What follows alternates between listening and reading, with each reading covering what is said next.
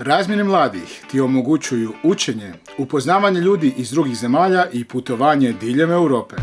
O temi razmjene učiš kroz radionice, vježbe, rasprave, igranje uloga, simulacije i aktivnosti na otvorenom. Naglasak je na radu u grupama i učenju kroz igru.